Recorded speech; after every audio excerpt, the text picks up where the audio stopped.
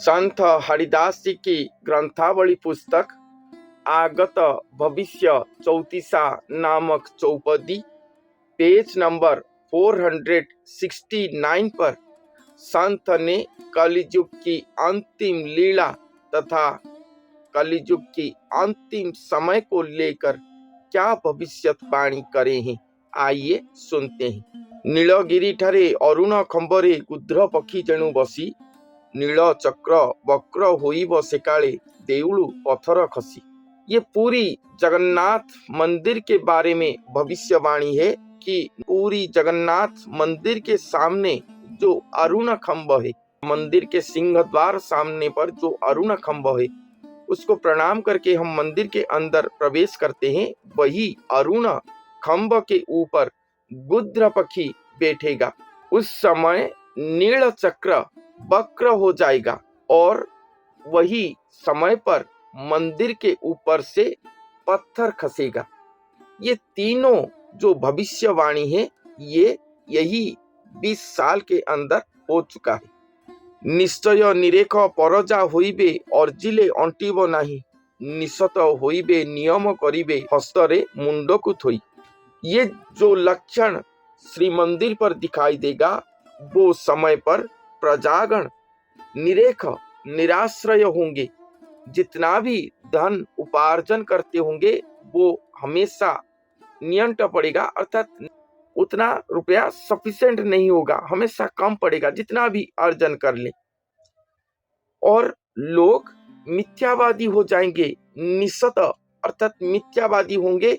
जैसे सर के ऊपर हाथ रख के कसम खाते हैं, उसी तरह सर के ऊपर हाथ रख के मिथ्या कसम खाएंगे। लोग ऐसे निशत हो जाएंगे, मिथ्याचारी हो जाएंगे। पद्म फुटिथिब रसना गादी रे खग जानी थाओ तुही, पद्मालया पासे चणाण करिबे रख ओड राष्ट्र हुई।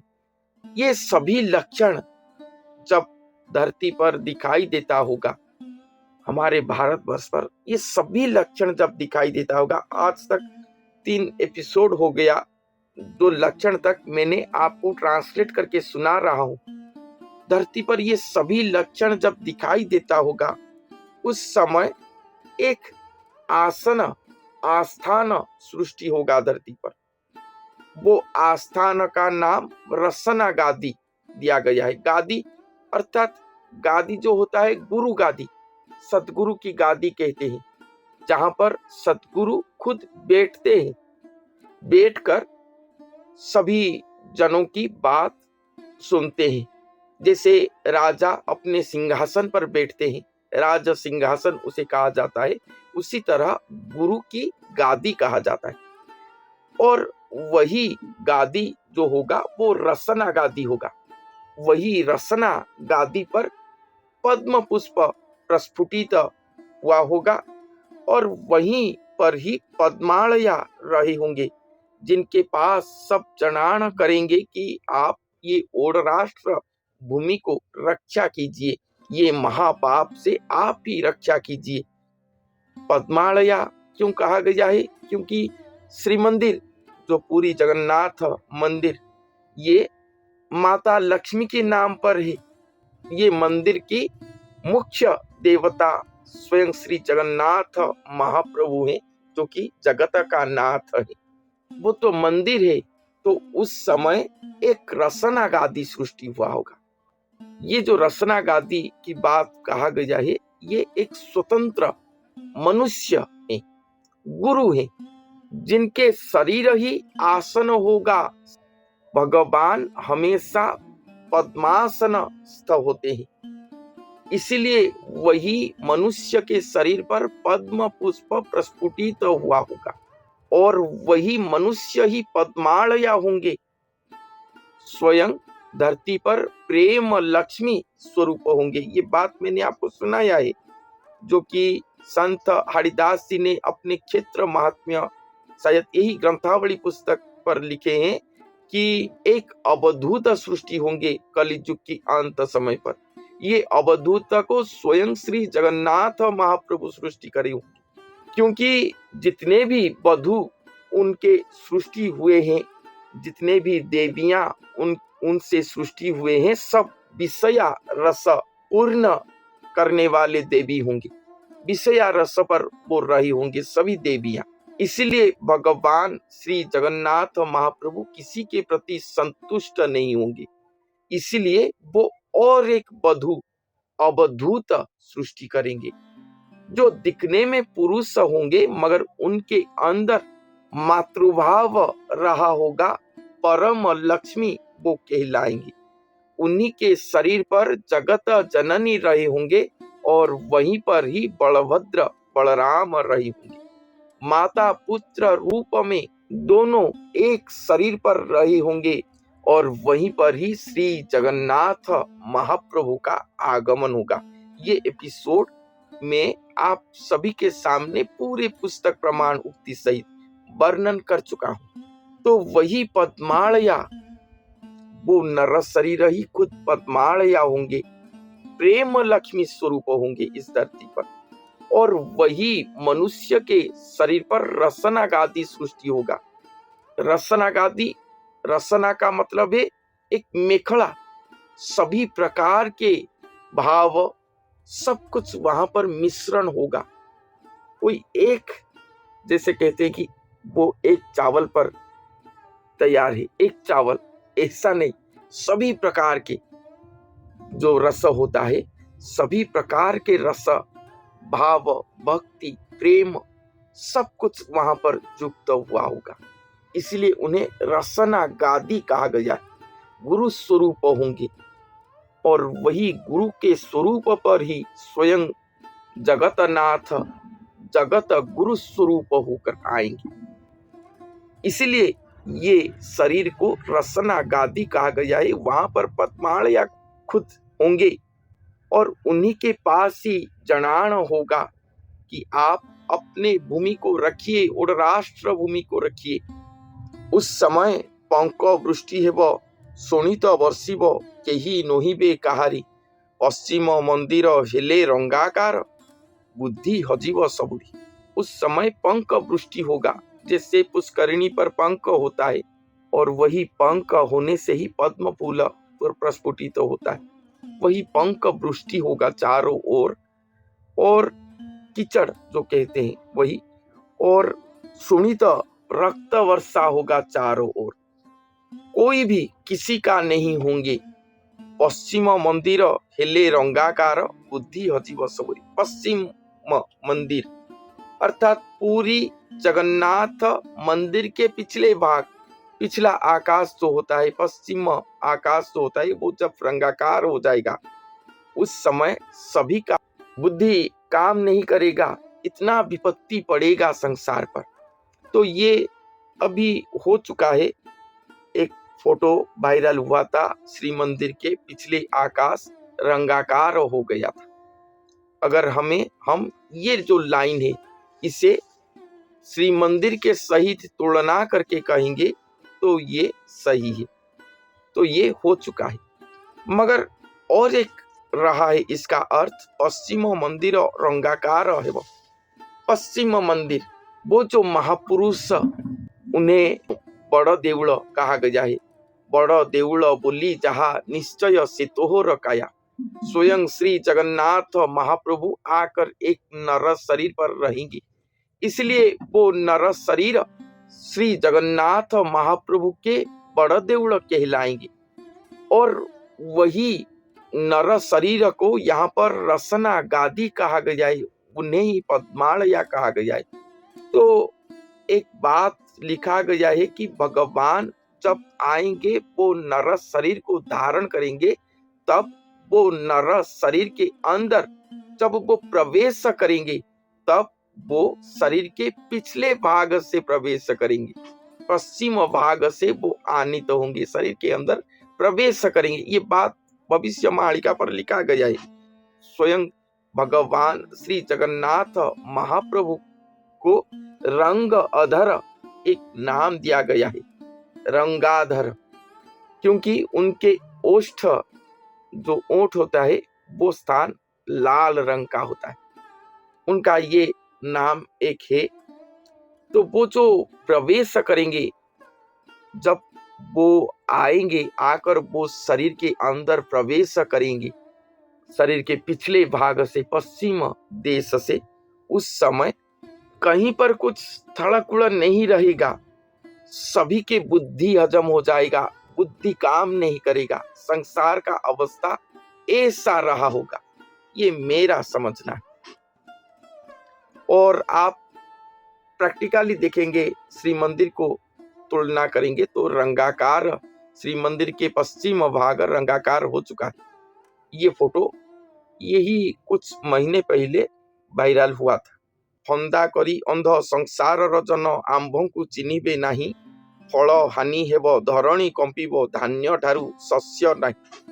और ये जब लीला हो रहा होगा, एक मनुष्य के शरीर पर स्वयं भगवान का आगमन हो रहा होगा महागुप्त में, तब ये संसार के जन सब अंधा हो गए होंगे। फंदा करी अर्थात नाना प्रकार के कारण दिखाकर सब रहे होंगे, मैं संसारी हूँ, इतना बड़ा संसार मुझे चलाना है, कौन काम नहीं करेंगे तो कौन खाने देगा, भगवान को पुकारने की समय कहाँ है। ये माया संसार पे तो भगवान हमें जोड़ के रखे हैं, हमारे पास समय कहाँ है भगवान को पुकारने के लिए। अनेक अनेक बहाना दिखाएंगे और वही बहाना दिखा के कोई भी भगवान के पथ में नहीं जाएंगे, भगवान के पथ में नहीं जाएंगे कोई भी, और भगवान को पहचान नहीं पाएंगे कोई भी। सभी संसारी जन अंधा हो गए होंगे। उस समय धरती पर फसल हानि होगा, शस्य हानि होगा, फल उत्पादन कम होता जाएगा। विंशकर वंश मरिबे अवश्य, जुगे जुगे मो बैरी। विंशकर वंश अवश्य मरेंगे। विंशकर वंश अर्थात राक्षस वंश, प्रभु विरोधी वंश, वो सब अवश्य मरेंगे, क्योंकि ये हर युग में भगवान के विरोधी हैं। विष्णु कुट लीला देखी विचारिबे, सात पांच मेली करी। और ये जो राक्षस प्रकृति के लोग होंगे, विंशकर वंश होंगे, ये सब लक्षण को देखकर वो पहचान जाएंगे विष्णुकूट लीला माया को।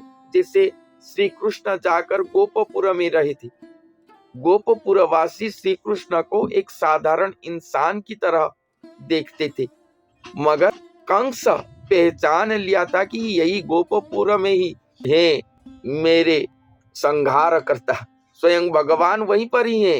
राक्षस पहचान लेता था और बारंबार राक्षस भेजता था उनको मारने के लिए। तो ये जो कूट लीला है भगवान का, विष्णु कूट लीला, इसको देखकर ये जो राक्षस प्रवृत्ति के लोग होंगे ये पहचान लेंगे और 7-5 जन मेली होकर विचार करेंगे कि भगवान का ऐसा लीला आरंभ हो गया है हमें संहार करने के लिए। बालके अज्ञान वृद्धा जे हरिबे, धर्मटी तेणु हारिबे। जो हम कहते हैं कि बालक अज्ञान होते हैं, उनका कोई भूल भाल पकड़ना नहीं चाहिए। तो ये अज्ञानी बालक वृद्धा को, वयस्क नारी को हरण करेंगे, कुछ संपर्क उनके साथ स्थापन करेंगे, इसलिए धर्म उन सभी को त्याग कर देगा। यही सब म्लेच्छ हैं, प्रभु विरोधी होंगे ये सब। विवाह हेब पिता झियो बदल रे, कली रे यह देखिबे। और ये कलिजुग पर ऐसा होगा कि जो घर के लड़की हैं, विवाह वयस उनका हो गया होगा, उस समय लड़की विवाह करने के बजाय उसके पिता उस समय विवाह करेंगे। ऐसा चीज देखने को मिलेगा उस समय। भुवन कंपिब पाप ग्रासुथिब, जानी न पारिबे नर, भारा न सहिब वसुधा डाकिब, रख मोते चक्रधर। और ये समय पर भुवन कंपमान होगा, पाप ग्रास कर रहा होगा पूरे पृथ्वी को, मगर कोई भी लोग इसके बारे में नहीं जान पाएंगे, सब अज्ञान अंधमति होकर रहे होंगे। और ये पाप भारा को वसुधा पृथ्वी सह्य नहीं कर पाएगा और भगवान को पुकारेगा कि हे चक्रधर मुझे रक्षा कीजिए। भांगिबु निद्रा को सुनिता कथा को, जन्मी गुप्त खंडगिरी, भणंती अनंत शिशु जे पामर, रख हो सारंग धारी। भांगी वो निद्रा को भगवान पृथ्वी माता की पुकार को सुनकर अपना निद्रा भंग करेंगे और आकर गुप्त खंडगिरी पर जन्म लेंगे। और उस समय अनंत शिशु स्वयं सारंगधारी स्वयं भगवान के शरण जाकर उन्हें कहेंगे कि आप अपने जगत को रक्षा कीजिए। तो ये जो बात यहाँ पर कहा गया है कि स्वयं भगवान निद्रा से उठेंगे और गुप्त खंडगिरी पर जन्म लेंगे, ये बात यही संत हरिदास जी ने लिखे हैं कि एक नर जो कि स्वयं अनंत होंगे वही गुप्त खंडगिरी होंगे कलियुग पर। उड़ीसा के भुवनेश्वर स्थान पर खंडगिरी है, बहुत ही प्राचीन स्थान है वो, और वही स्थान पर लीला चहट होगा, प्रकट होगा, इसीलिए सभी लोग वहां पर जाते हैं। कोई कोई तो अपने आश्रम करके अपने बच्चे को भी कड़की कहते हैं, क्योंकि वहीं पर खंडगिरी पर लीला होगा, भगवान वहीं पर रहे होंगे, ऐसा कहते हैं। कोई कहते हैं कि नहीं, वो खंडगिरी नहीं है, हमारे गुरुजी जो स्थान पर हैं जहां पर गुप्त में लीला चल रहा है वही गुप्त खंडगिरी है। मगर संत हरिदास जी की भविष्यवाणी का कहता है कि नहीं, ये कोई नहीं है। इस धरती पर स्वयं नरदेही अनंत अच्युत जो होंगे, जो महापुरुष होंगे, वो ही गुप्त खंडगिरी होंगे। और वही गुप्त खंडगिरी पर स्वयं श्री जगन्नाथ महाप्रभु आकर उदय होंगे, जन्म लेंगे, अजोनि संभूत प्रक्रिया पर जन्म लेंगे। वो शरीर को वो धारण करेंगे। जैसे हम दुर्गा पूजा हुआ, गणेश चतुर्थी हुआ, उस समय पर पहले श्री गणेश जी की, माँ दुर्गा जी की मूर्ति तैयार करते हैं, और वो मूर्ति को तैयार करने के बाद ब्राह्मण की पूजा द्वारा गणेश प्रभु की या माता दुर्गा की प्राण प्रतिष्ठा करते हैं वो मूर्ति पर। उसके बाद हम पुष्पांजलि देते हैं। ये जिस तरह की बात है, उसी तरह स्वयं श्री जगन्नाथ महाप्रभु अपने एक नर स्वरूप को धरती पर सृष्टि करेंगे, तैयार करेंगे। वो नर स्वरूप कोई साधारण मनुष्य नहीं होगा, साधारण मनुष्य की तरह वो रहे होंगे, मगर साधारण मनुष्य वो नहीं होंगे, वो स्वयं भगवान के अंशज होंगे। हम कहते हैं कि सभी आत्मा तो भगवान के अंश हैं।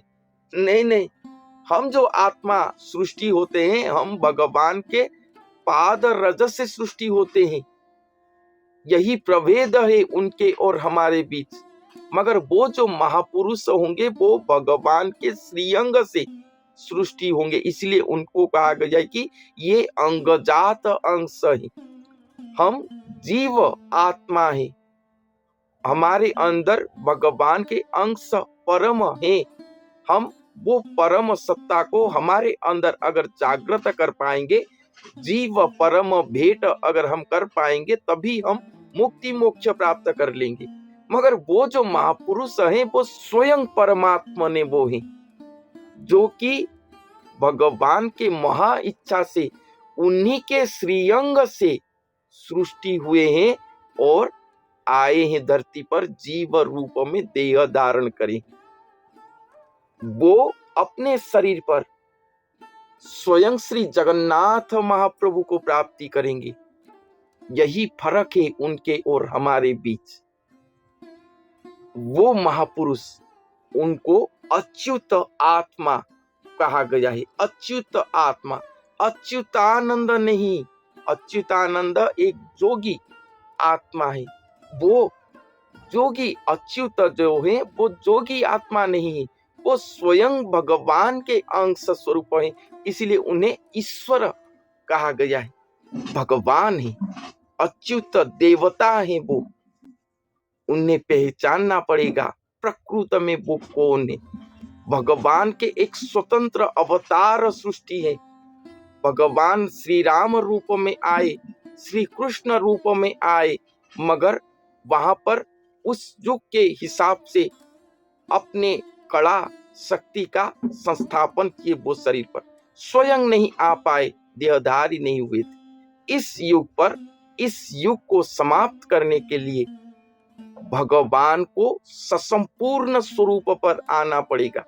इसीलिए तो वो एक स्वतंत्र स्वरूप सृष्टि करेंगे, जहां पर वो इस तरह से वो मानव को सृष्टि करेंगे जो मानव उनको धारण करने की क्षमता रखता होगा। ससंपूर्ण अनंत कोटि कलाधारी जो श्री जगन्नाथ महाप्रभु हैं, उन्हें धारण करने की क्षमता रखता होगा। इसीलिए पुराणों पर लिखा गया है कि जो कल्कि आएंगे वो अश्व आरोही होकर आएंगे। वो अश्व जैसे अपने सईस को अपने पीठ पर बिठाकर घूमता है, उसी तरह वो महापुरुष स्वयं भगवान को अपने शरीर पर धारण करके इस धरती पर विहार करेंगे। इसीलिए उन्हें अश्व कहा गया है, मानवस्व कहा गया है। और वो मानवस्व, वो महापुरुष स्वयं अनंत होंगे, अच्युत अनंत होंगे। ये बात संत हरिदास जी की ग्रंथावली जो ठीक से पढ़े होंगे वो यही ग्रंथावली से ही समझ पाएंगे। यहाँ पर परिष्कार लिखा गया है और वो महापुरुष एक गुरु होंगे, ये भी लिखा गया है कि सिद्ध पीठ स्थान पर गुरु देह को धारण करके स्वयं कल्कि प्रभु अवतार लेंगे। संत हरिदास जी ने ये बात लिखे हैं। तो गुप्त खंडगिरी भी वही गुरु स्वरूप होंगे, स्वयं अनंत होंगे।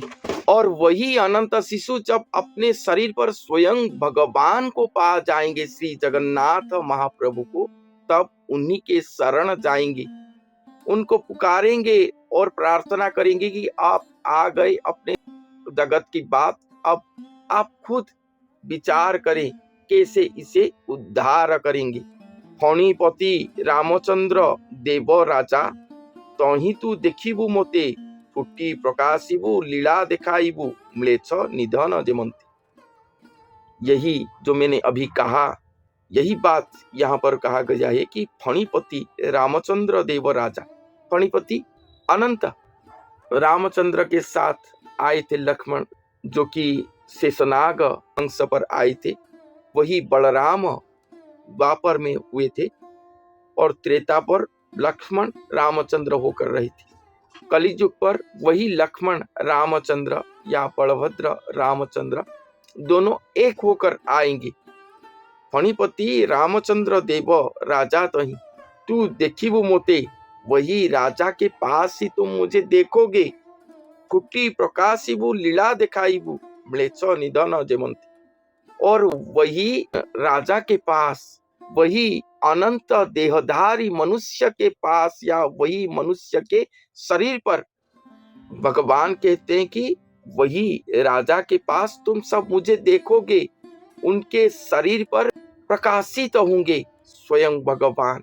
फुटी प्रकाशिबू, जैसे उनके शरीर से बाहर निकलकर, जैसे पानी पर बारिश के समय पानी पर पानी पड़ता है तो बबल्स सृष्टि होते हैं, तो वो बबल्स जो होता है वो पानी से निकल कर कहीं नहीं चला जाता, वही पानी के ऊपर दिखाई देता है। जिस तरह की बात है उसी तरह वो महापुरुष के शरीर के ऊपर स्वयं श्री जगन्नाथ महाप्रभु या श्री कल्कि भगवान का स्वरूप प्रकाश होगा। सभी जन उन्हें देखेंगे और ये प्रकाश लीला ऐसे करेंगे, भगवान ऐसे दिखाएंगे कि म्लेच्छगण वो प्रकाश लीला को देखकर हत हो जाएंगे, निहत हो जाएंगे। ये कड़ी एक क्षण में ध्वंस हो जाएगा, एक क्षण में ध्वंस हो जाएगा ये कड़ी।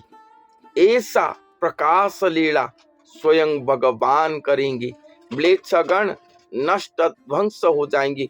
ये अध्याय मैंने आज तक इसके हर लक्षण को बताया। महापुरुष ने लिखे हैं कि कलियुग के अंत समय पर ऐसे ऐसे लक्षण दिखाई देगा, भयंकर लक्षण वर्णन किए। समाज पर ऐसे ऐसे गहीर कथा जो चलता है, सभी को एक एक करके वर्णन करें। और वही लक्षण जब समाज पर दिखाई देता होगा, उस समय भगवान एक नर शरीर पर प्रकाश होंगे और वही प्रकाश लीला को सब देखेंगे। इसीलिए भगवान दिखाएंगे कि ये लीला को देखकर म्लेच्छगण ध्वंस हो जाएंगे, कड़ी ध्वंस हो जाएगा, सत्य युग सुप्रतिष्ठित होगा धरती पर। इसीलिए लिखा गया है कि एक क्षण में ही सत्य धरती पर प्रतिष्ठित होगा। तो उसके बाद संत ने क्या लिखे हैं, ये चौपदी का भविष्यवाणी अभी तक समाप्त नहीं हुआ। उसके बाद क्या लिखते हैं नेक्स्ट एपिसोड पर सुनेंगे। धन्यवाद।